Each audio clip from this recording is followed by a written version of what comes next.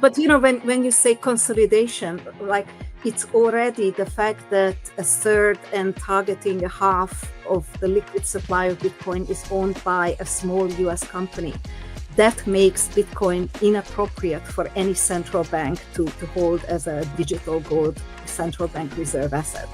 It's already a problem for large corporations like Microsoft, Amazon, Meta, McDonald's, who all voted this down to buy it and put it on the balance sheet, because a small company controls so much of the supply.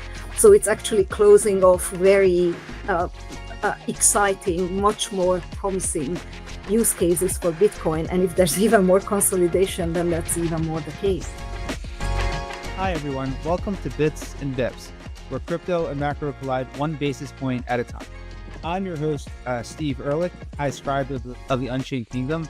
I'm here with Ram Alawalia, Maester Wealth, leader of Lumina, and we have two special guests. First, we have Katalin Tischhauser, emissary of truth for Sygnum. Katalin, welcome back. Thank you. Thank you for having me. And one more special guest for today. We have Jake Ostrovskis, the high trader of Wintermute House. So, Jake, welcome. Thanks for having me. Good to see everyone. Everyone here gets a Game of Thrones nickname. Knowing our audience, everyone's seen Very apt, yeah. Heads up, everyone. We've got exciting news. Bits and Bips, our Macro Meets Crypto show, is officially spinning off into its own podcast feed, YouTube channel, and X account. If you've been enjoying the deep dives into interest rates, monetary policy, and how they intersect with the crypto markets, make sure to follow Bits and Bips wherever you get your podcasts, on YouTube, and on X. You'll find the links to YouTube, X, and other podcast platforms in the show notes. If you're watching this, there's a QR code on screen. We'll be posting here for a few more weeks, but starting in September, Bits and Bips will launch on its own feed. For now, we will publish longer clips from the show on those accounts. Remember, go to the show notes now and subscribe to Bits and Bips, that's Bits, +Bips, spelled BIPS, on YouTube, X, and wherever you get your podcasts. Mantle is pioneering blockchain for banking, a revolutionary new category at the intersection of TradFi and Web3. Follow Mantle_official to learn more. Crypto moves fast. It's why Bitwise launched the weekly CIO Memo, a jargon-free summary of what's moving crypto markets, written by one of the best in the business, CIO Matt Hogan. Get up to speed in 5 minutes or less. Check it out at bitwiseinvestments.com/CIO memo. Carefully consider the extreme risks associated with crypto before investing. Jake, since this is your first time on the show, why don't you just take a minute to introduce yourself and tell everyone what you do at Wintermute?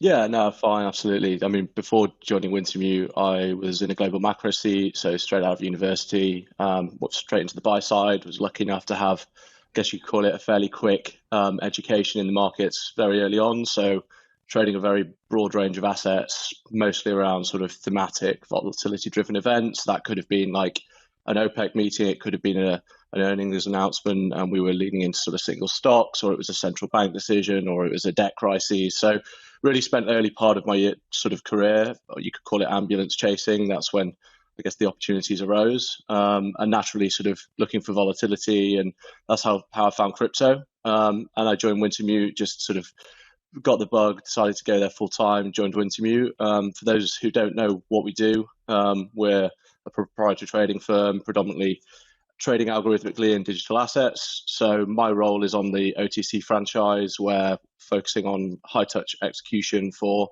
wholesale and your corporate counterparties. So, and that's everything covering sort of spot and derivatives, anything from sort of options, NDFs, all those sort of wonderful things that now are finding their way into, I guess, this sort of new crypto world. So I was just going to say, thanks, Jake. We have a lot to talk about today.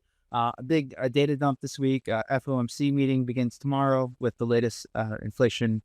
The rate decision on Wednesday. I know most traders are still expecting it to stay the same, but who knows? Just given the dynamic between Trump and Jerome Powell, maybe we'll see a couple of dissents, which that in and of itself would be a bit of a history-making moment.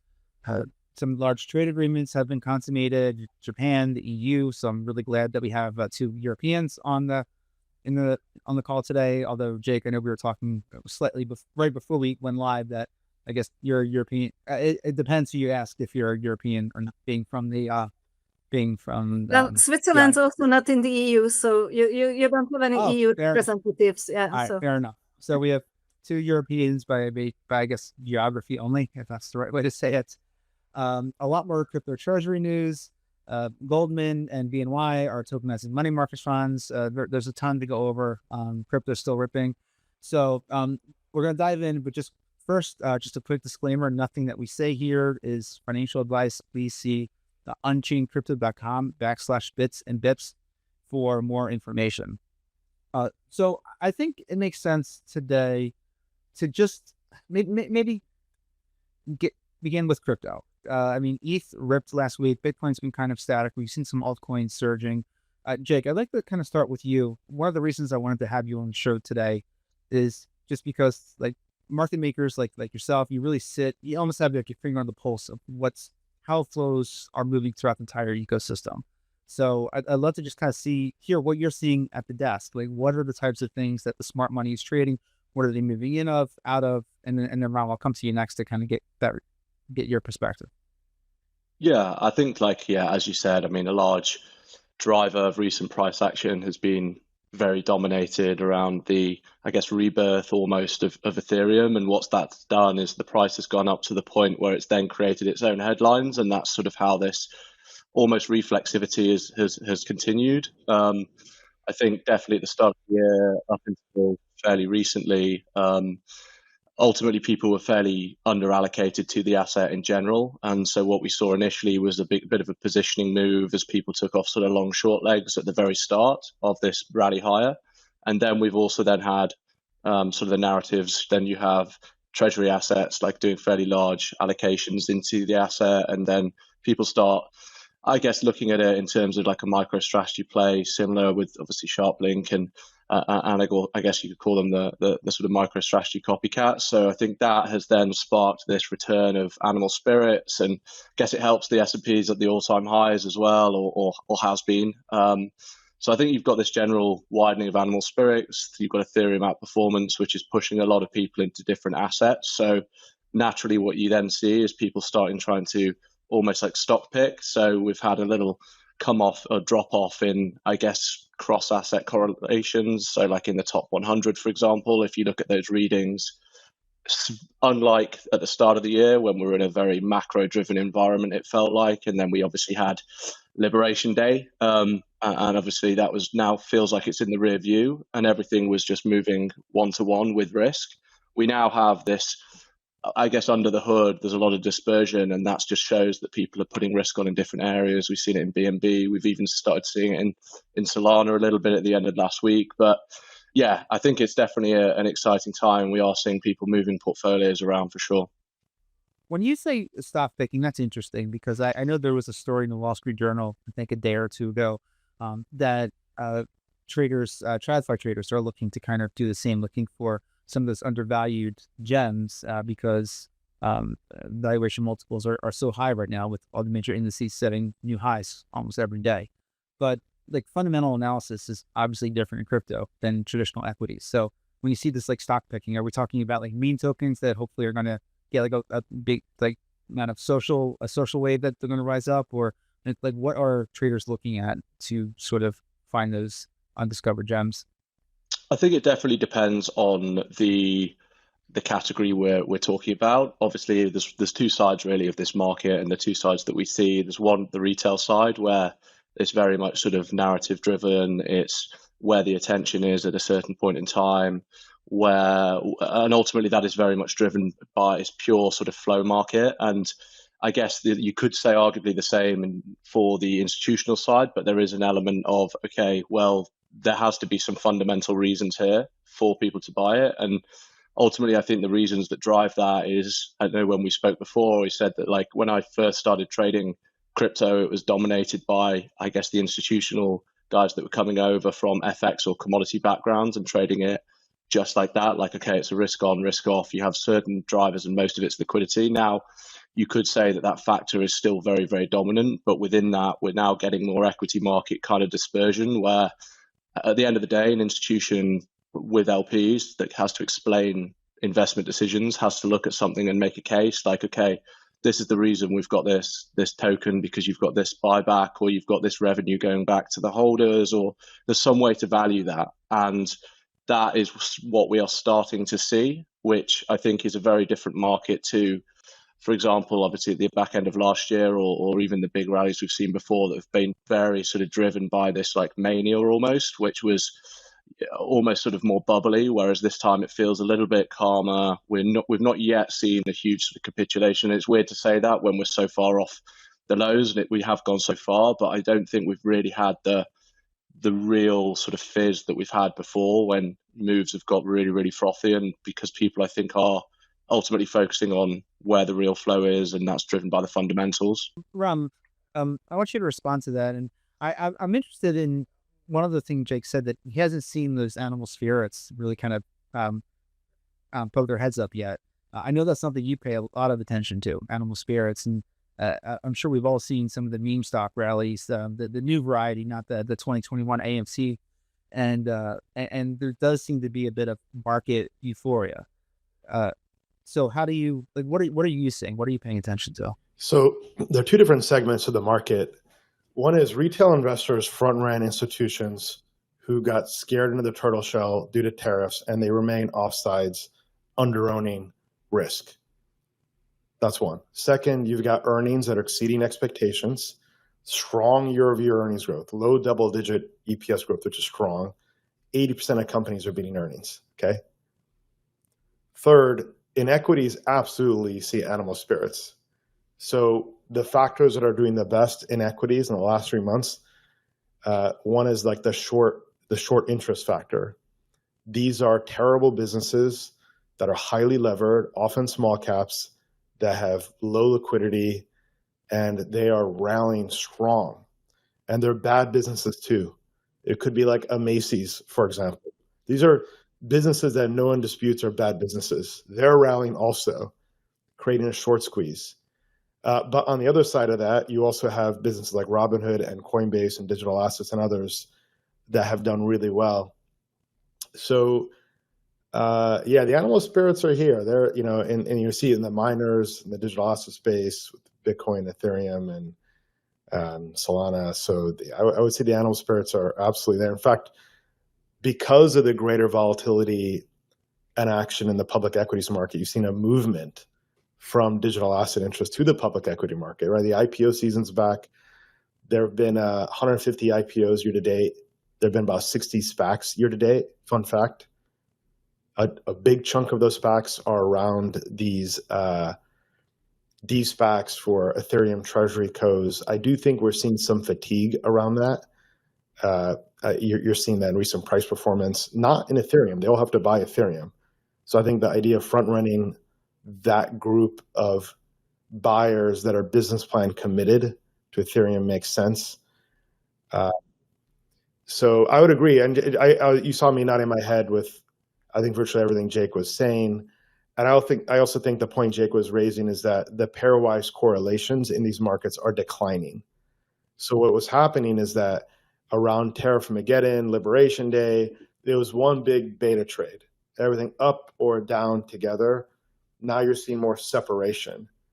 So it's just an empirical fact now that if you look at a security, that what's called the idiosyncratic price return matters more than other considerations. Like look at American Eagle. Sydney became the spokesperson for this thing. This thing became like a meme stock overnight. That's security selection. That's idiosyncratic price return. It's not about the tide or theme that it's a part of. This week, notably, we have a lot of macro news, non-farm payrolls on Friday, PCE on Wednesday, the Fed's preferred inflation gauge, two big reports. And then third, we have a slew of tech earnings, and I expect that on the fundamentals of the business, they'll all do well. That includes Meta, Apple, Microsoft, and Amazon. I'm not sure about Apple, but we'll see what Amazon does with tariffs. But overall, if you look at how Google reported recently with top line and bottom line double-digit earnings growth and 30% plus cloud growth. You can see that the AI theme as well, and they are a good predictor of how these other Mag 7 companies will report. Yeah, I'm really interested. One quick one, Raman and Katalin, I want to come to you for your take. But and we see some of these trade deals, like 15% Japan, 15% Europe, 10% UK. I mean, and Trump has sort of, I think, pulled the wool over a lot of people's eyes, and we're seeing some of that fall in the EU in particular, saying, well, at least it's not 30, it's 15. But 15 is still historically quite high for like the world's largest trading pair. Or I guess trading partners. When do we see, or are we going to see that reflected? Maybe we won't see it reflected in this quarter's earnings, but at some point, prices are going to go up. And I know in some sectors they already are. Like, are we going to see that, or when might some of that permeate through markets? I think you sort of started to see a little bit of that in the sort of, you could saw the very short to arguably medium term, like inflation expectations, they have been ticking higher.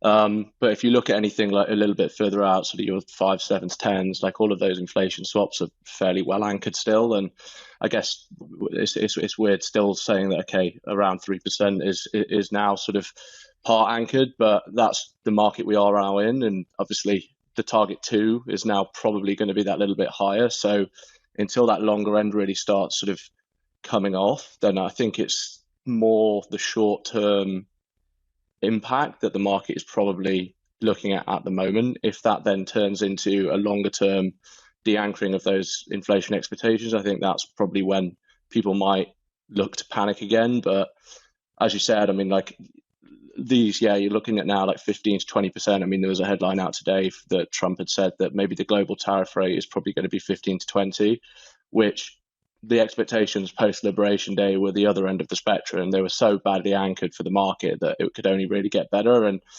what he has obviously done, whether he's done it how people wanted him to do it, or people could debate for years whether he did it the right or the wrong way. But ultimately what he's probably done is has created some tariff revenue, not saying it's not going to lead to price pressures, but he's renegotiated trade deals and the market is hitting all-time highs. So there is an element of that, but I think a lot of the time probably these short-term impacts probably get sensationalized and markets overreact, and then arguably come back to the middle, which I think it's probably fairly well priced at the moment, unless we get another turn up in I guess the metrics as companies start to really have to increase prices. But I don't know ultimately if we're going to see that imminently. Okay. Katalin, sorry for making you wait so long. No, it's okay. I want you to dive in here and tell us, feel free to respond to whatever we've been discussing, but in particular, I'd love to know like what you're seeing at Sygnum. Well, I'm the research guy, so I see everything, right? So as in what goes on in the markets, like I track not so much what, a relatively small startup bank, does currently, but really what we see in the markets. And there's so much going on around all the issues that you have already raised. For example, what Jake mentioned around Ethereum's turnaround and the market looking at fundamentals more. For example, Ethereum's revenues have massively turned around after Petra. They were trailing 1 million a week for a while and jumped to 5 million a week. Actually, even 10 million last week, and a bit pullback. So it's supported by real changes. It's also, of course, 2 years or 2.5 years of underperformance primed it, but then of course the Clarity Act and stablecoins, and now it's seen as the primary beneficiary. These are very real developments, beyond the narrative, but the narrative support is definitely also there. And then the question when the Bitcoin dominance dropped so sharply last week, right? And also Ethereum started clearly strongly outperforming Bitcoin. The inflows also into the ETFs is this now is the old season here? Is this the well, it's not really yet technically, but is this the opening salvo, and is this where we're where we're going next. And I think there are some very interesting questions around that, because the market structure has changed quite a lot. The fact that a lot of these treasury companies, certainly the ones buying Bitcoin, have taken the Bitcoin out of the market and it's stuck there. That's not going to rotate like in previous cycles, right? You made money on Bitcoin, then you rotate your Bitcoin into altcoins to make the next, 2x, 3x, 5x. That's not going to happen with all the Bitcoin that the treasury companies bought. It's also not really going to happen with the ETFs. Certainly the institutional buyers who, Sovereign Wealth and so on, who bought into the Bitcoin ETFs and also the Ethereum ones, they're not going to sell it and go buy spot SUI or whatever, Fartcoin. So this stands in the way of a traditional alt season. What is, I think, potentially helping the alt season is three things. One is that these treasury companies are spilling now into the altcoins. So they're actually bringing demand from equity investors or convertible bond investors or wherever they sell it, and then they translate that into demand. And these are fairly, even for Solana, it had quite a big impact when one of the big treasury companies, immediately the price pops because the market caps are smaller, and as we go down hyperliquid and blah, blah, blah, treasury companies, then this can have quite a big price impact and sort of, that's our alt season potentially. The other thing is that this cycle has really not been retail driven at all.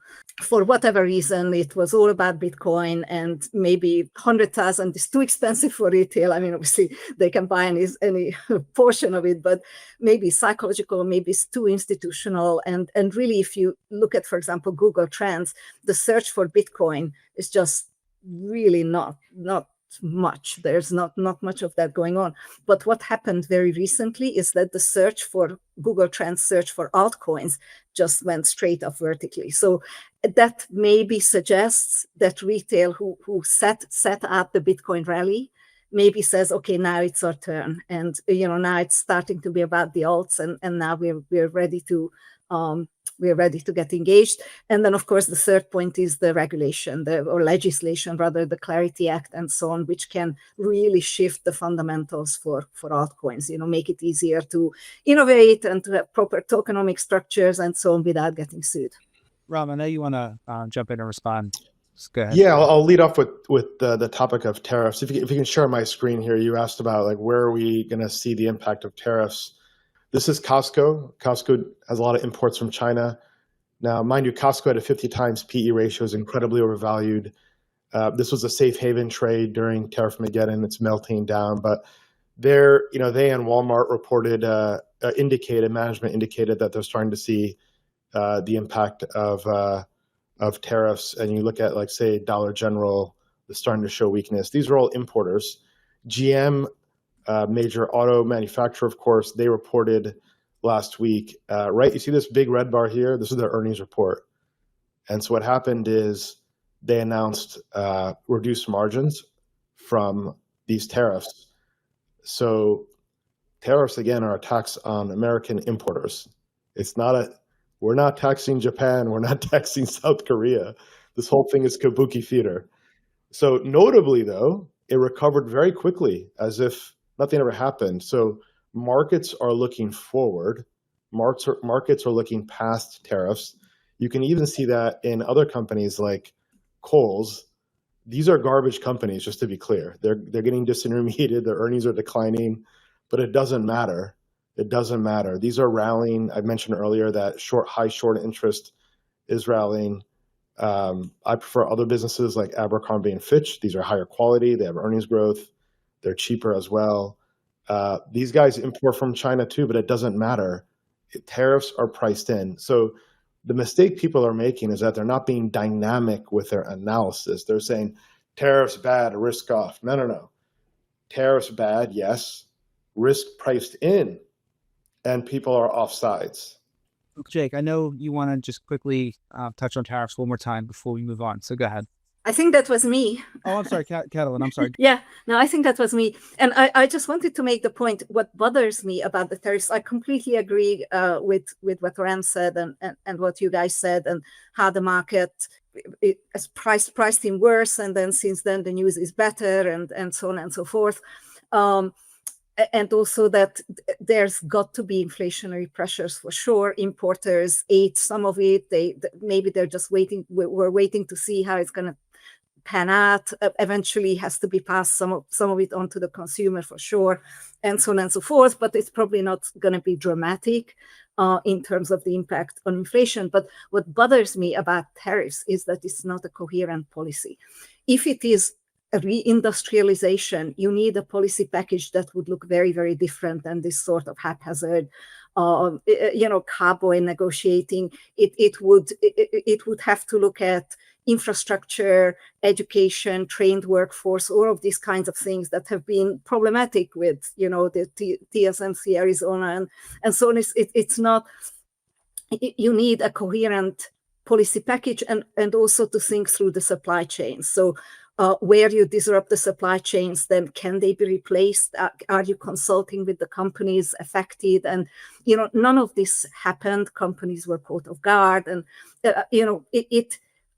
it seems to me that, and that is on evidence of, of what Trump and Besant have been saying, is that the objectives with the tariffs were to a great extent geopolitical. We see now they're threatening 100% tariffs if you trade with Russia. If you don't do whatever with the Bolsonaro trial in Brazil, you get 50%, or you have to do with Bolsonaro what we tell you to do with Bolsonaro. These kinds of things. These are, it almost blurs into sanctions. Like suddenly, what is the difference between tariffs and sanctions? And also around Liberation Day or afterwards, there were these statements from the administration that they actually wanted countries to agree to isolate China economically. So, we slap massive tariffs on you, but if you agree to our demands, then the tariffs will go away or come way down. And when the objectives are not primarily economic, then they don't work actually very well for the economy at the end of the day. And nothing looks too bad, and it's fine. And right now there's a lot of liquidity and the market's looking through it, and that's fine. And it's, I think, going to continue to do that. But when we look further ahead, I'm sort of concerned that economically this is not a coherent policy package, and it's not really going to work well for the economy in the medium term. Yeah, I think Lula in Brazil would have a lot of questions as far as determining the difference between tariffs and sanctions, given the 50% threat, ostensibly for political reasons. That Right. Yeah. And so the budget, like sort of raising money for the budget, I'm sure that's a secondary objective. And it's good optics. Certainly there is income from the tariffs, and in the context of the big beautiful bill, it's very good to show that there is this offsetting income coming in. But I mean, in the context of debt racing towards 40 trillion soon or something like that, it's a drop in the ocean, right? So that's interesting. So I want to talk about crypto treasuries for a little bit. I mean, we've had some new big announcements since we did the show last week. A big one focused on Hype, another one focused on Sui. And but I think the most interesting news that I saw was MicroStrategy inventing yet another form of preferred stock. I think it was upsized to 2.5 billion stretch, which it was sort of like a novel equity class that's designed to sort of maintain price parity and pay like 9 to 10% dividend. That was really kind of interesting to me for a couple of reasons. I mean, one, I'm wondering that I'm very curious how he's going to keep paying that, because the operating business of MicroStrategy is not able to generate enough money. So he's going to have to keep raising it, or I guess theoretically borrow against or sell off some Bitcoin. I'm curious what you guys think about that. And Jake, I don't know if you've seen any demand for it from on your desk, but if you have, I'd love to talk about that. And then two, there was an interesting article in the FT, I think it came out this morning, about Saylor's endgame and how maybe this is all part of a bigger plan to move away from having convertible debt on the cap table, so that those threats of liquidation never have to ever appear. And I'm curious if that is going to be a trend here. I mean, convertible debt obviously is a very useful tool when you can borrow money at 0% interest rates, and then hopefully it pays off. Those options are in the money for investors a couple years down the line, but they do represent a liability that traditional equity raises do not have. So, Jake, why don't we go to you first? But I'm curious, and Ram, I know this is something you follow very closely as well.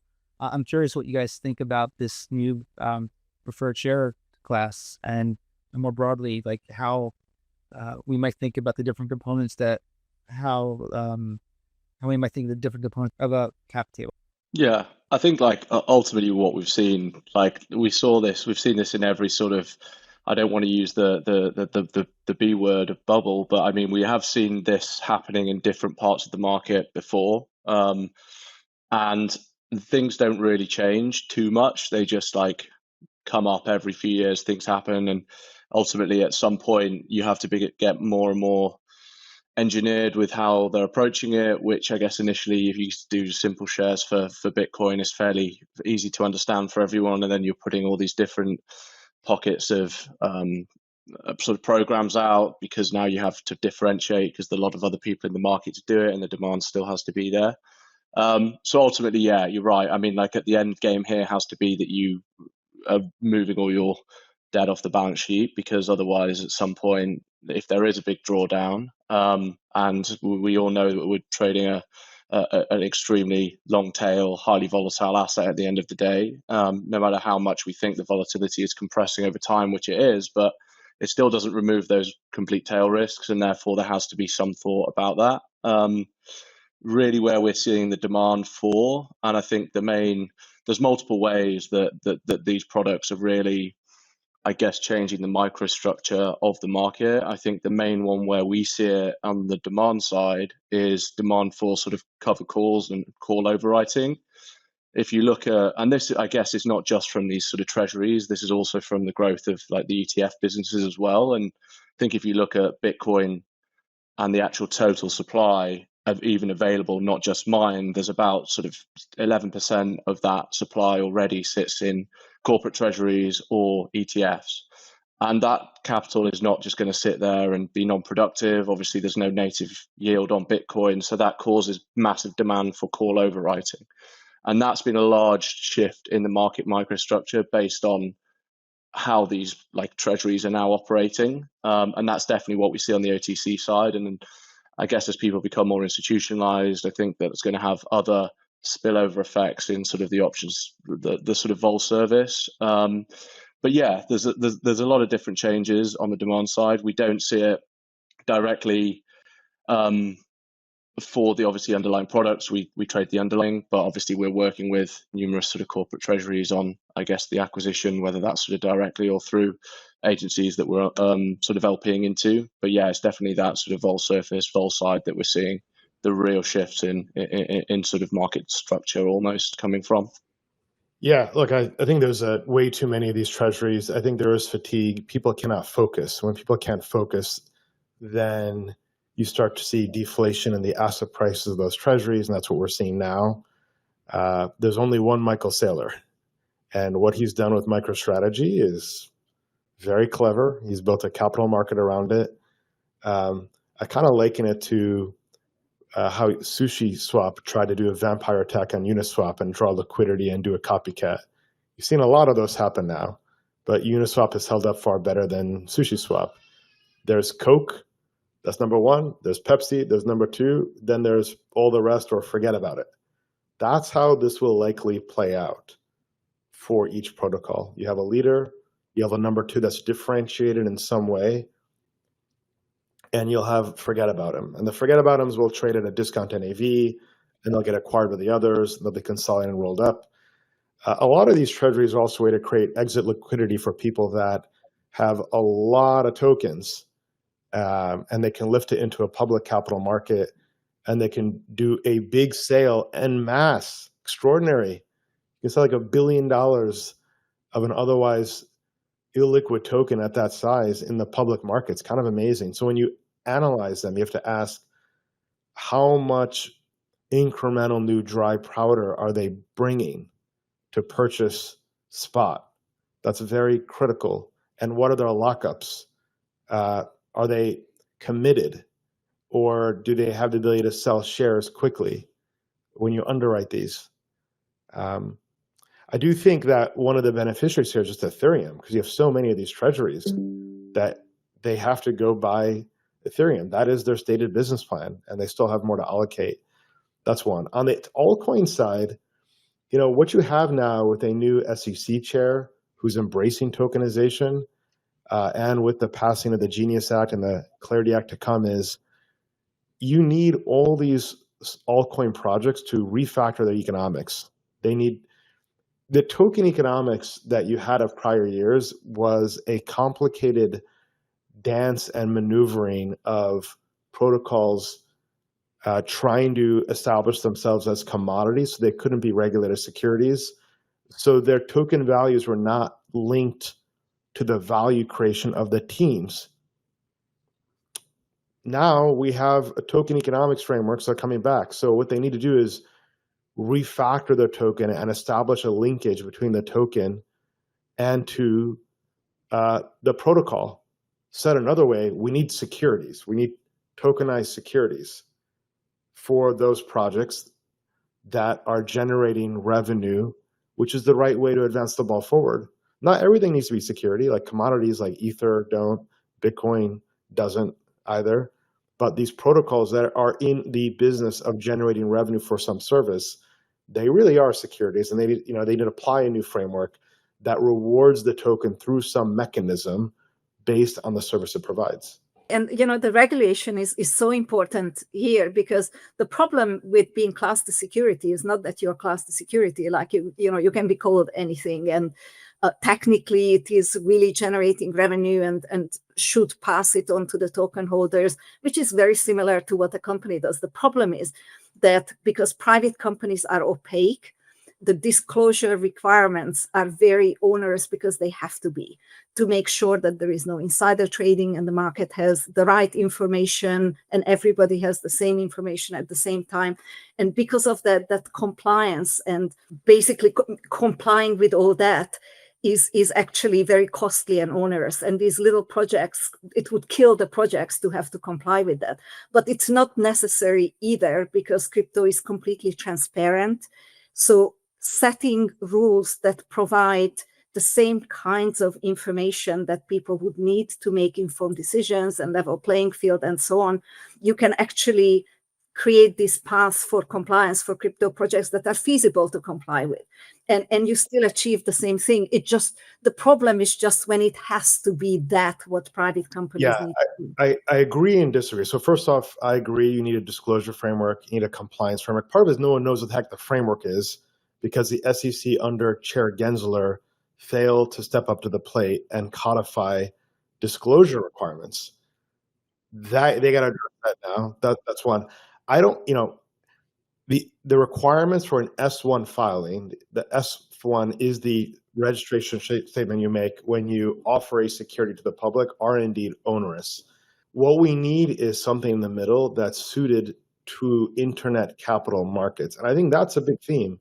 I see Toby talking about that and Kyle on the Solana ecosystem. I don't see many other people talking about that. I see Andrew Keys talking about how Ether is a way to access computation.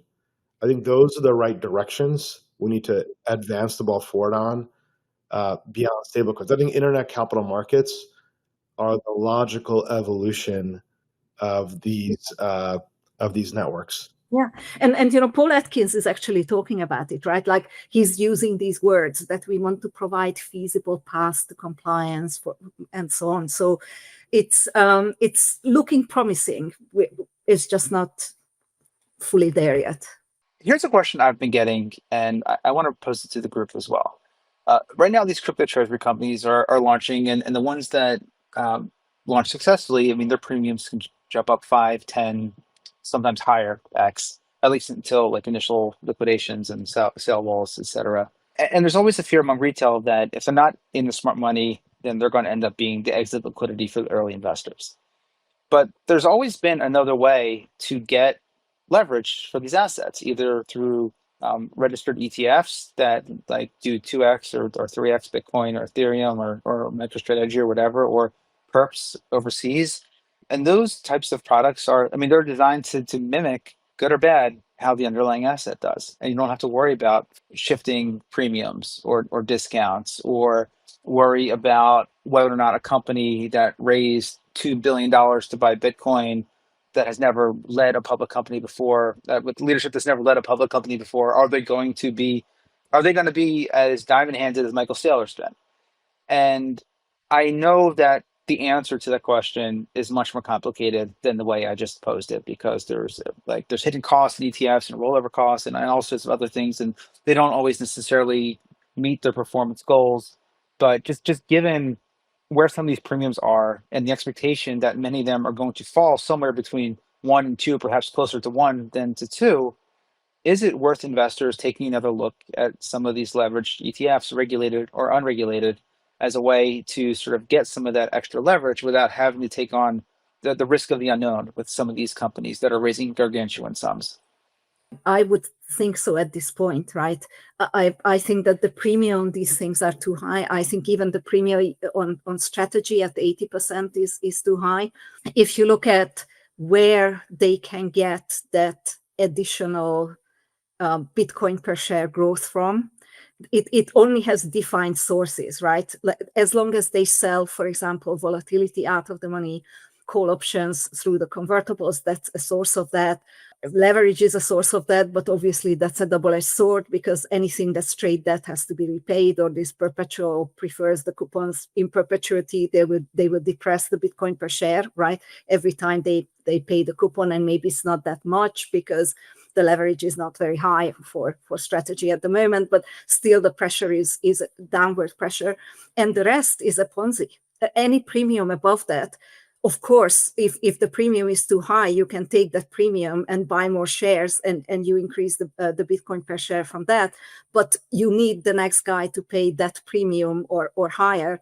And this strategy is not infinite, even though Michael Saylor says it's an infinite money glitch. It's not infinite. At the very least, once you bought 21 million Bitcoin, it's over.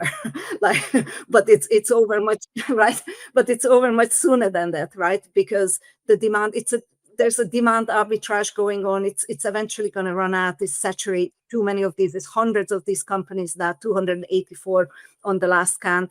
And then what? So the question is, at that point, when you can't raise the next debt or sell equity at a premium, then basically it has to at least go to flat to NAV. When Jim Chanos covers, then it's over. Yeah, and probably to discount, right? So if I were looking at these now, I would be concerned where the premium on these things will go now that the market is so saturated. And if you look at Michael Saylor, not Michael Saylor, but strategy owning already 600K or thereabouts relative to Bitcoin exchange balances of 2 million, and his target is to go to 1 million. Where do you go from there? What's the end game? Eventually he cannot keep doing. None of them can keep doing it beyond a certain point, and then what? Then it's grayscale, right? Yeah. I mean, I think we all. I mean, that makes sense for everyone on the call and everyone listening, I'm sure. But I'm just thinking right now too, because I remember, I mean, I guess it was right before early 2024, or right after the Bitcoin ETFs launched, like what was going to be the future of Bitcoin futures. One of my analysts at Forbes, when I was still there, actually wrote a story. We talked to the guys at ProShares and I think Volatility Shares, et cetera. Like, what is the outlook for some of these products? And I think it was more, those products would be sort of relegated, I don't know if that's quite the right word, to being like a traded product. Like you would say, ROM, as opposed to like a buy and hold product, which is what the spot ones are. But I'm not quite sure where crypto treasury companies fit into that. I mean, I'm sure you guys have a pretty good idea, maybe somewhere in the middle. But it just seems like in certain ways it could be cheaper, especially like if the SEC starts approving regulated derivatives and ETFs for assets that are beyond like Bitcoin, XRP, Solana, and ETH. Maybe it's a business opportunity for other people to look into, to sort of like tap into that enthusiasm without necessarily having to go to the trouble of raising all that money right up front. And it's perhaps a little, I guess one could argue maybe it's a little bit fairer for investors. I don't know. I mean, what do you think, Ram or Jake? Look, I think there's too many of these treasuries that are launching, and there's a novelty effect. If you're the first out, you get a bump, and the next one gets less of a bump. And again, you got to analyze the incentives of the people that are holding it, and what are their objectives? What are they permitted to do as far as their ability to sell, right? Is there incremental cash they can deploy? What the treasuries would say is that they are vehicles designed to increase say, Bitcoin per unit share or Ethereum per unit share over time. That is what they're designed to do. So even though you're buying at a premium to NAV, what you're buying is a vehicle to accumulate that. So the analysis is between what's the premium to spot that you should pay to acquire an asset that's going to compound the underlying spot. The analogy to this, which Charlie Munger and Warren Buffett would hate, is that these are like Berkshire Hathaway companies focused on the spot market for Bitcoin, Ethereum, or Solana. It's permanent capital, just like Berkshire Hathaway's permanent capital. They're not going to solve the underlying spot. They're going to find creative ways to accumulate that spot asset using capital markets machinery, or in the case where they trade at a discount to NAV, use cash flow saved from staking to go buy back their asset. But overall, though, like I would agree, like I'm more on the cynical side of things. I shared that last Monday as well. It's like when you have a proliferation of financial products, be careful of what Wall Street's selling, right? Go buy what Wall Street sells like 1 year later. That's not to say that certain products out there are not interesting. Those treasuries that can create a source of incremental demand because it's hard to access the spot, there could be something there. Maybe Hyperliquid fits into that bucket. I haven't looked at it, by the way. I'm just saying that. But so far, they're one of a kind. It's hard to substitute for that demand, and it opens up a new market of access. Maybe that has a different underwrite than these other treasuries.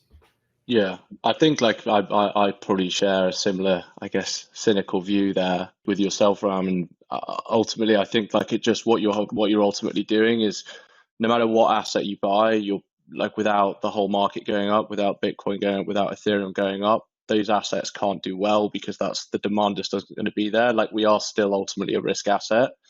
So if you've got to get the direction right of the majors, you then have to get the direction right of the alt. You then have to understand which of those treasury companies, and it's almost akin to like there's a lot of these zombie mining companies listed on like the TSX, right? That have gone out, they've raised a load of money because zinc or another esoteric commodity was really hot. Maybe it was cobalt. Like maybe there was like a few months where all of these companies listed because they found a deposit, and there then became so many of them, and ultimately you'd have done way better if you just bought the underlying commodity. And that is what you should have bought. And then obviously hindsight is great, but yeah, I mean, look, like anything that sort of is spun up, and as soon as you get, I mean, we see a lot of these deals, and like the SPAC craze back post-COVID when we had that dual sort of bazooka stimulus monetary policy, like I traded all of that when we were trading single stocks. And I mean, the sponsors got worse and worse as that craze sort of went on. The first few months, which I think we are still at the sort of relatively early stage here. I'm not saying like we're at the end of this, but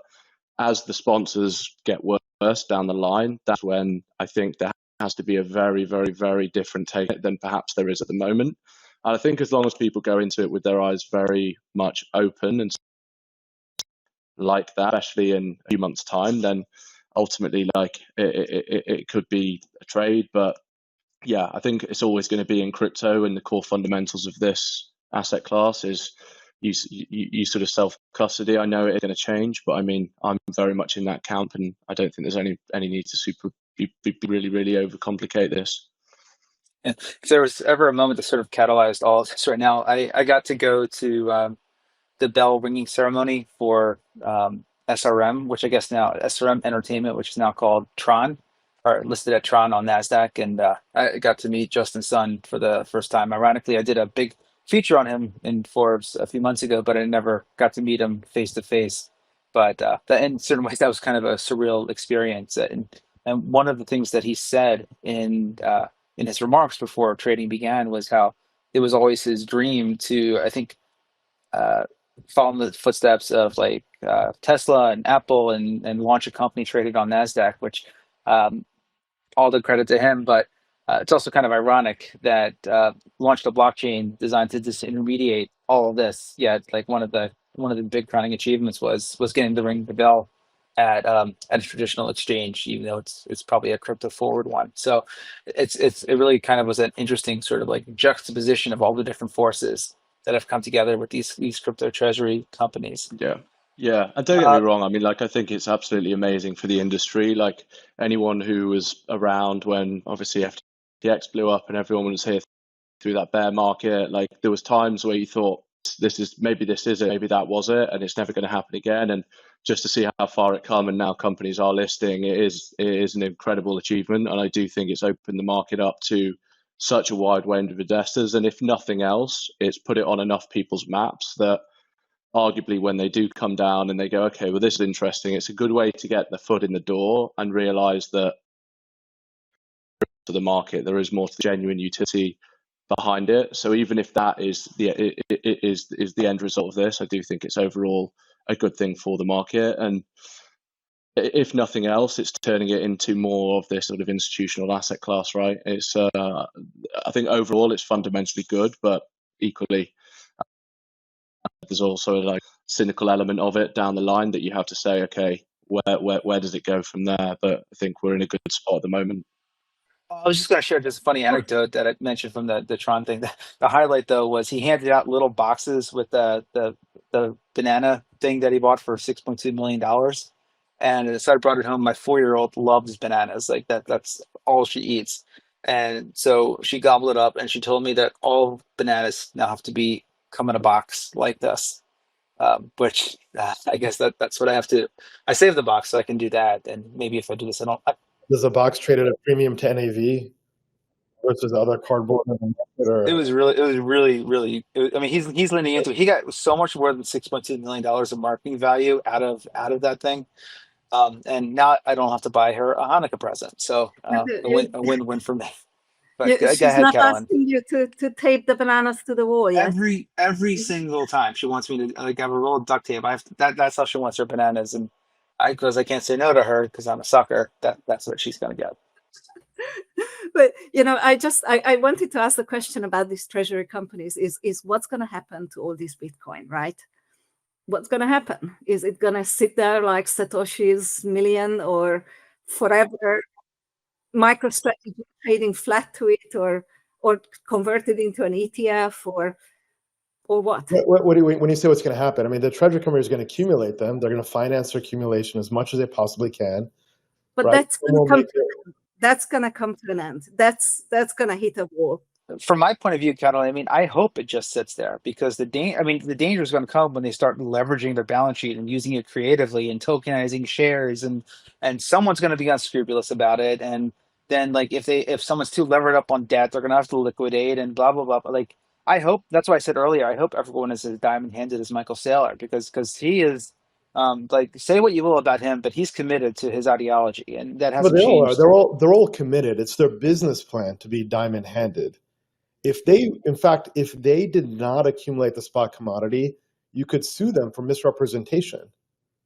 But if you read some of those SEC filings, Ram, I mean, you see how they say they're going to like use leverage. They're going to lend it out. I mean, they're not saying they're going to be diamond-handed. Michael Saylor, I think, probably is, but others, I mean, in their announcements, lending out you still have title to the asset. They're just earning yield in a productive manner, which is a smart strategy. They should do that, but they're net buyers. Yeah, as long as it's done responsibly. Like I'm sure, like Genesis thought they were responsible. I'm sure there's plenty of like I know BlockFi thought they were being responsible. Like I know Steve Ehrlich, who I used to get confused with at Voyager, like he thought he was being responsible. So that was rehypothecation. That was non-banks pretending to be banks. That's what caused the blow up of 2021. This is very different than that. That. I don't see any evidence that that's happening currently. It's not saying that that's not happening in smaller scale. I'm sure it is somewhere. But I don't see any evidence of that happening, writ large. I'm always on the lookout for that. I don't see that kind of behavior yet. Yeah, not at all. Not at all. It's just the question is, what is the end game, right? Because eventually you can't really increase the Bitcoin per share anymore. It hits a ceiling. Actually, it's going to start decreasing. And then what happens to the shares? And what do you do? And then how do you get creative? So it's just ask. And these questions are unanswered. There is no actual answer by any of, by Marcus or any of these companies, how it's going to continue to be somehow profitable and worthwhile. It'll be consolidation. That's the end game. A lot of the miners have obviously had to go down this route, and they've rebranded. They're turning into data center businesses. They're merging. They're getting the scale. So I do agree 100%. that I think that's probably where the market goes. But we're obviously, I think we're away from that. But it's definitely one of those things that people will start to look at when you break it down under the hood. But when you say consolidation, like it's already the fact that a third and targeting a half of the liquid supply of Bitcoin is owned by a small US company. That makes Bitcoin inappropriate for any central bank to hold as a digital gold central bank reserve asset. It's already a problem for large corporations like Microsoft, Amazon, Meta, McDonald's, who all voted this down to buy it and put it on the balance sheet, because a small company controls so much of the supply. So it's actually closing off very exciting, much more promising use cases for Bitcoin. And if there's even more consolidation, then that's even more the case. So we need to take a quick break and then finish up with a couple more topics. But I think I think, Ram, to what you said, I'm not seeing evidence of this either. But I can just tell you that, at least my experience is that people are going to push the envelope. And it's starting from like prime brokers are not accepting like crypto treasury stocks as safe collateral yet. It's actually funny. I wrote a story on this a few months ago, and I said that at that point in time, they weren't even accepting like IBIT shares as collateral. And then I think actually like a week after I wrote that, one of the big banks, maybe it was JPM or Goldman, one of them started taking those shares as collateral. And I just, at some point it's going to happen because it's in their business plans. Yeah, you're right. It'll happen at some point, not now. Yeah, Laura and I first met when Genesis and DCG were in the shenanigans, and BlockFi and Celsius, and I was a critic on Twitter about all of them to a name. I don't see that now, though. Yeah, it's a cleaner system now. Yeah, but the other thing too, just play devil's advocate as well, is right now markets are good. If there is wrongdoing, it's going to be harder to see. To paraphrase Buffett again, like you find out who's swimming with no clothes once the tide goes out, and right now it's high tide. So just a quick break, and then we have a few more topics to discuss. Heads up, everyone! We've got exciting news. Bits and Bips, our Macro Meets Crypto show, is officially spinning off into its own podcast feed, YouTube channel, and X account. If you've been enjoying the deep dives into interest rates, monetary policy, and how they intersect with the crypto markets, make sure to follow Bits and Bips wherever you get your podcasts, on YouTube and on X. You'll find the links to YouTube, X, and other podcast platforms in the show notes. If you're watching this, there's a QR code on screen. We'll be posting here for a few more weeks, but starting in September, Bits and Bips will launch on its own feed. For now, we will publish longer clips from the show on those accounts. Remember, go to the show notes now and subscribe to Bits and Bips, that's Bits, +Bips, spelled BIPS, on YouTube, X, and wherever you get your podcasts. Blockchain for banking as the next frontier. UR is the access layer that transforms Mantle Network into a purpose-built vertical platform, the blockchain for banking, that enables financial services on-chain. UR unifies and vertically aligns Mantle's focus on payments, trading, and assets. MI4, METH protocol, functions FBTC, supported by developer grants, ecosystem incentives, and the industry-leading distribution platform through the UR app, Reward Station, and Bybit launch pool. All economic activity within UR will be captured by Mantle Network to further drive value to token holders and establish its significance in blockchain for banking. Follow Mantle_official to learn more. Hi, it's Matt Hogan, the Chief Investment Officer at Bitwise. Each week, I write a 5-minute memo tackling the biggest topic in crypto. This week, I'm going big picture, examining how crypto is going to significantly upgrade the world's financial ecosystem in the next few years to make it faster, cheaper, and 24/7. If you ever wanted concrete examples of how crypto will make the world a better place, this memo is for you. Check out my latest at bitwiseinvestments.com/CIO memo. That's bitwiseinvestments.com/CIO memo. Carefully consider the extreme risks associated with crypto before investing. I think at this point, we need to talk about the very interesting construction tour that Jerome Powell and Donald Trump took last week, looking at the Fed's, I guess, multi-billion-dollar renovation. I think I read somewhere, maybe one of you can correct me, it's the first time that the president went to visit the Fed since Bill Clinton. So it's obviously decades since, if that's true. And really, it it was an awkward situation, made for late night comedy, but it also laid bare a really critical juncture in terms of Fed independence. I mean, we're going to have another rate decision on Wednesday. It's going to come out a few hours after this show is streamed on all of our podcast channels. Everyone's expecting that the Fed's going to hold rates steady at least one more month to see what happens. Get a few more months of data before the September meeting. But we could see 2 dissents, which would be the first time that happened since 1993. And it also comes with a really interesting, I don't know if pivot's the right word, but treasury auctions in the way that Besant and I guess Trump are trying to work them by kind of like front loading or loading the front end of the yield curve to avoid the long-term more expensive debt with the hope it goes down as rates decrease. I mean, that's also creating, I know, some interesting questions or decisions to be made in the treasury market. So there's a lot to dissect here. Ram, why don't you go first? It's been an incredible week between the Powell-Trump visit and Hunter Biden explaining how the subtle differences between cocaine and crack and how cocaine is actually safer than alcohol. I thought this was like AI generated. I sent it to several people. By the way, you guys have heard the concept of cognitive dissonance, right? It's like there's a tension that is created in your mind when you see something that doesn't correspond to your mental model of the world. Like I felt that. I'm like, oh, this is I'm experiencing, this can't be happening. That's what I felt when I saw both of those.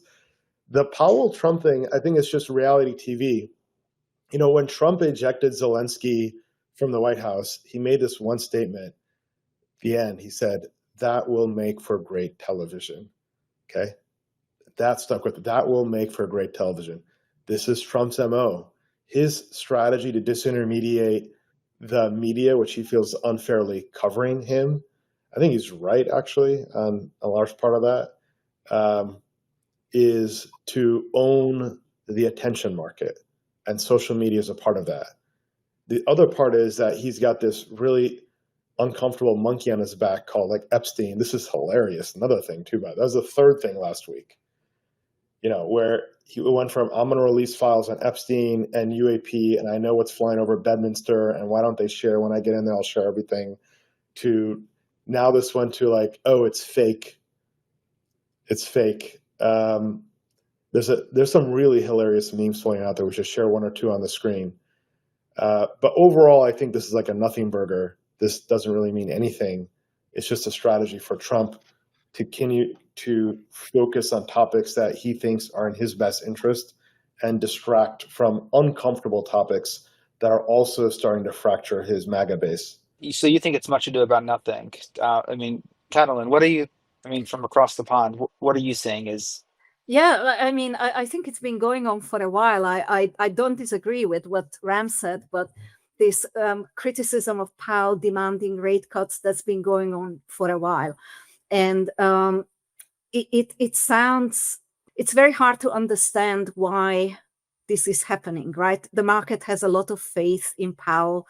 The dollar sells off, bonds sell off every time. You know, it's kind of threatened. He is threatened to be replaced, and actually cutting rates in the face of impending inflationary pressures, even if it's maybe not going to be that much, but we still don't really know. Even these trade deals, their frameworks, there's a lot of uncertainty. There's a lot of like up to this amount, of investment and this and that. So how everything will work out, we don't even know what actually the tariffs will be, never mind what their impact will be. So what Powell is doing is really prudent and kind of the right thing to do. And pressurizing him to cut rates, it would just break the bond market. It would just lead to, like even last September when they cut by 50 instead of 25, bonds sold off massively, right? And the bond market then wasn't in such a bad shape to start with. Now it's already the 30 teetering around the 5%, above it, below it, above it, below it. It really doesn't make sense. It doesn't make sense. And there's two possible theories. And one is that's been around on Twitter, that basically this sort of push, what you mentioned as well, that push the average maturity much, much, much shorter. and then roll it, then get a new Fed chair and roll it into much cheaper. But like obviously the implications of that would be over any sort of, it's an immediate relief for the budget, but after that the problem.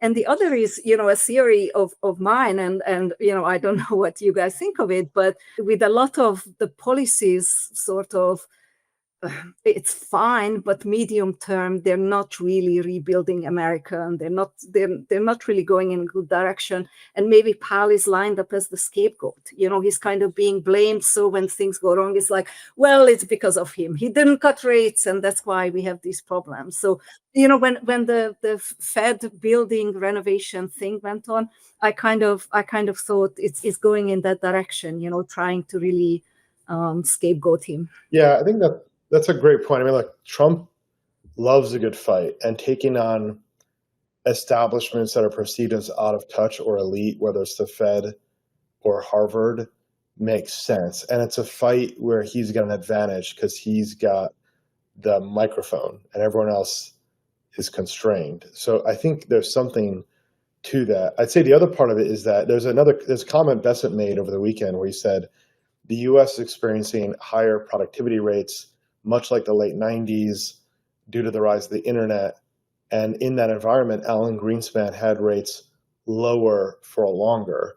Therefore, the US experiencing this kind of AI productivity boom could also keep rates lower for longer. First time I heard that argument from Bessent, or really anyone, I thought it was a novel argument. I agree with you. You actually don't need to cut rates now. The economy is more than fine. Save the ammo. Retirees are taking their T-bill income and spending on travel and leisure stocks, which are up 20 to 30% in the last 2 months. But the other side of it is this: like back into tariffs, is the parties paying those tariff costs are small businesses. They're the ones on Shopify importing from China. They're importing hockey sticks or uniforms or small merchandise products. Those are the folks that are feeling the pain. They would also benefit from rate cuts, that population. They benefit from rate cuts because these smaller business and small caps have more debt on their balance sheet. So it helps them. The problem is this, though: there's a mismatch in who it helps versus who's hurt by tariffs. Right? You're not going to get a construction loan and at the same time be importing from China, even though they're both part of his base. So it's Band-Aid. It's an imperfect Band-Aid for an issue caused from this tariff policy. Yeah, and also the business loans are often longer maturity. So if you manage the whole monetary policy in a way that bonds sell off, then actually you hurt the borrowers, right? I mean, depends what, if it's kind of shorter 1 year, 2 year loans versus, longer, but for long business loans, it could actually be counterproductive. I sort of agree with a lot of those points. My main view on this, and I mean, we've seen him do this through his last presidency. We've seen him do it in the build up to this. We've seen him do it all the way through, but he'll drip feed information out, see how things react, and then he'll make a decision. And the second that he put that there was those headlines that leaked, or however we say, the other day about, okay, he's thinking about firing Powell, and the market dropped. It was rolled back very, very quickly. And I think really that he probably saw that and think, okay, well, we're not ready for that. But what I do think is there is an element of him hedging himself in terms of, okay, in the next election. And equally, you have to keep people who are in these supposedly like tariff impacting industries happy. A lot of those people have been for years, because up until now, monetary policy was the real drive. People just associate economic stimulus with monetary policy. What we are actually in, I think, is probably more fiscal, but regardless of what I think about it, the narrative, the riding narrative is people still monetary policy and loose monetary policy with stimulus. If the stimulus, whoever's in the government is likely to win the next election. And that is, I think, what his main driver is. And this just he can test the market if obviously Powell's going to leave in May, but now it's very, very clear that when he does start picking the next front runner and the market, it's very easy to put there and just move the rate about what Powell says. So I think he's almost win where, okay, if the tariff policy implodes and Powell is still in office and he's not cut rates, then it can be Powell's fault. On the flip side, obviously, if Powell doesn't cut rates, then he can probably just install a shadow chair and he can play with rates that way. So either way, it's sort of like he probably has control. And at the end of the day, if you go and sort of listen to the game master, like he very clearly wants lower rates and he wants to sort of drive that. I do believe that it probably does cause inflation, because if you're putting tax bills through, you're obviously last week as well said he's going to give people more stimulus checks to low income households. At the same time, he's doing a lower rates. It is this sort of, where does that money go? And it's going to be difficult to see that in the medium term. As Katalin said, that it doesn't sort of tick higher, and that's probably where the impact will be. Yeah, I feel badly for Powell in a way, because he's in such a lose-lose situation at this point. It actually makes me think. You guys have seen the movie Oppenheimer, I assume. There was one line when it was near the end of the movie where Oppenheimer, Cillian Murphy's character was arguing with Iron Man. What's the actor's name? Robert Downey Jr.'s character, about whether or not to about basically whether or not you should work towards disarmament. And Oppenheimer felt that like nuclear weapons should sort of be globally managed, and Downey Jr. character felt otherwise. And one of Oppenheimer's colleagues said to him, "When people hear you, they hear a prophet. When they hear the other guy, they hear themselves. And as a prophet, you can't be wrong once." And Powell was already famously wrong once. Anytime we say the word transitory, all three of you know what we mean. And I'm sure the hair like sticks up on your back, because inflation was anything but transitory during COVID. So and what that mean, like for the Fed, and in a way, the Fed was forced into this position of kind of being a policymaker because Congress abdicated that responsibility with like extreme partisanship and just so. But at this point, like the Fed can't be wrong, and since he was wrong once, no matter what Powell says, even if they're following different methodologies, doing the best they can, trying to follow the data, et cetera, et cetera, et cetera, is someone going to hold up inflation in 2022 and say, "See, you were wrong then. Why should we trust you now?" And who's gonna believe Powell except for sort of like Fed watchers, which are not Trump's based. So it's a really tough situation. I'm actually really relieved that we're going to start seeing some of these deals happen. I mean, I know they're almost like, I don't think the framework is the right way to describe some of these deals, but at least we have an idea of what the long-term tariff rate's going to be. So perhaps by the time we get to September, we'll have a little more clarity, and the data that comes out of the next couple of months, inflation data and PPI and all that other stuff, perhaps it can be a little more trusted to some of this other data. Like, I mean, the negative GDP in the Q1 was obviously an outlier because people were importing so many goods to get ahead of the tariff. Like, you can't trust that data. So I hope that we have more clarity come September. We're getting close to time, but one other item that caught my eye that I'd like to just throw it out to the group to see who wants to talk about. BNY and Goldman tokenizing money market accounts. That has the potential to be huge. Ram, I see you shaking your head. Do you want to dive in and just give a few initial thoughts?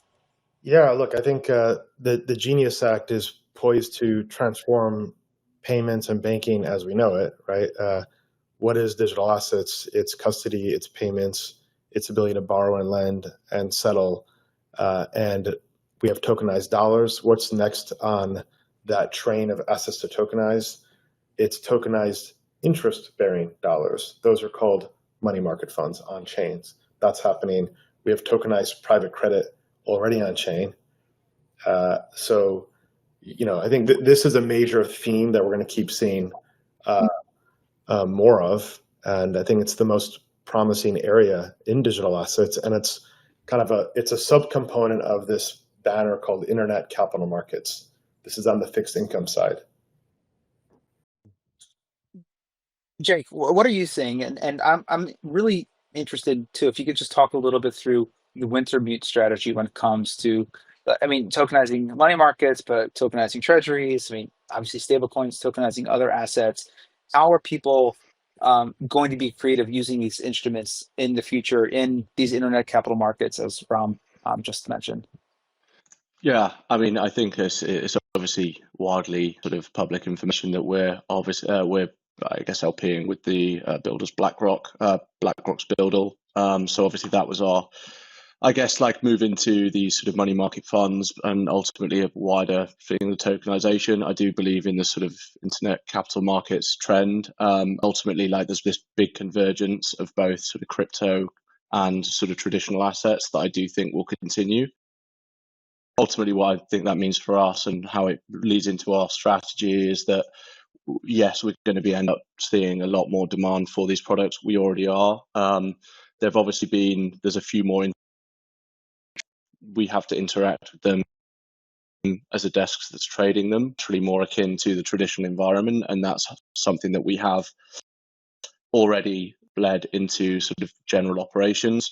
It's not going to stop at these money market funds. There's obviously a lot of demand for tokenized equities. That's obviously looking serious at. And I think as everything comes, whether we say things are coming on chain or we're going into trad, like it's all converging into a middle ground. I think the market is going to look very, very different. And even down to sort of how we are, I guess, derivatives, what we settle, what we take as collateral. I think there's a big expansion.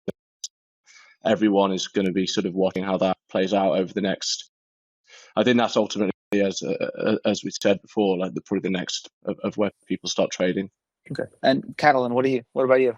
Yeah, I agree. It's the trajectory of travel. Absolutely. So much commitment behind it, so much interest from government, regulators, TradFi, everyone. So I think this, let's call it the internet capital markets. I think there's a lot of intention to make it happen, and it will. I'm not sure. I certainly see forecasts that predict very large volumes very soon, and I don't think that it's going to be that large that soon. I think it's going to take longer for the infrastructure to be put in place widely enough that it really can be that. I think that can take 5+ years for it to be really, really meaningful in size, but that's the trajectory of travel for sure. Okay, great. So before we wrap up, Ram, you know this, but for everyone else who actually, Ram, it looks like you have a little bit of breaking news happening right now. Yeah, so Tom Lee's affiliated treasury company, Bitmine Immersion Technologies, is down about 19% in the aftermarket after being down 12% today on news of a registration with the SEC that permits them to issue 45 million shares of common stock. By the way, that's about how many shares traded today.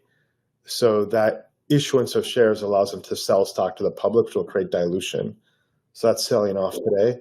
I would expect other sell-off this week on that news. So you're going to see some of the premium to NAV compression Katalin talked about play out. Interesting development. Breaking news. Here we go.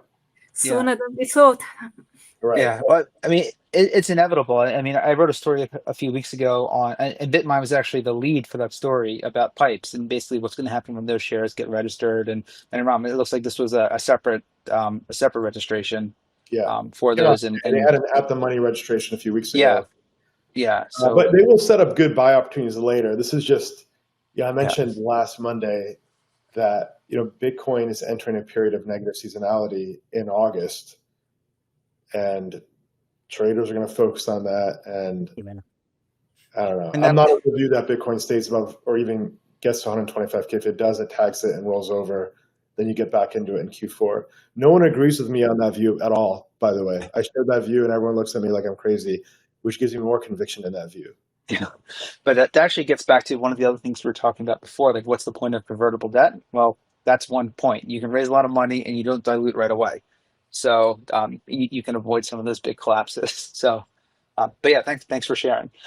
So to wrap up, I always like, and this selfishly is a little bit more, as much for me as it is for everyone listening. I'd like to hear from you guys, either one contrarian opinion you have that you really want to get off your chest, or if there's just some idea, nugget, thought that was kind of left on the cutting room floor that you didn't get a chance to talk about yet, Ram, to give our guests a chance to think of something, why don't you go first?